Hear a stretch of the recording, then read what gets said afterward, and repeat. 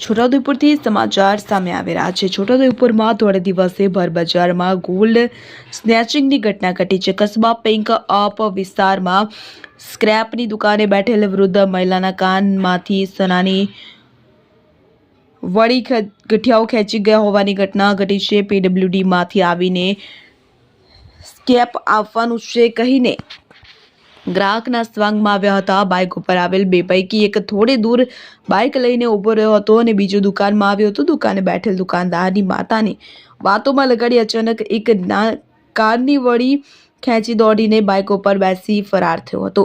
અંદાજે પોણા તોલાની સોનાની વળી કે જે લઈને ફરાર થયા હતા। મહિલાએ પોલીસે જાણ કરતા પોલીસે સીસીટીવી ચેક કરવાની તજવીજ હાથ ધરી હતી।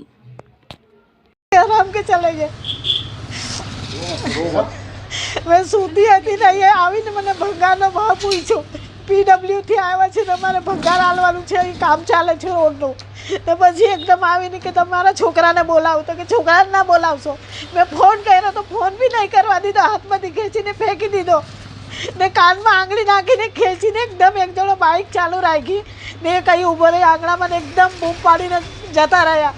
મારા પગોથી મારથી એકદમ ઊભું નહીં થવાતું। ઊભા થતા થતા તો એ રફુ ચક્કર સીધા કવોડ રોડ તરફ જતા રહ્યા।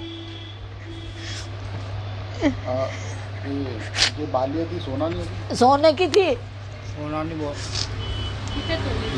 पौने तोले की यार। ऐसी बाली थी मेरी 2 कानों में। अब इधर का दिखा कितना तोलानी હતી? पौना तोलानी। क्या नाम तुम्हारा? बानू बीबी।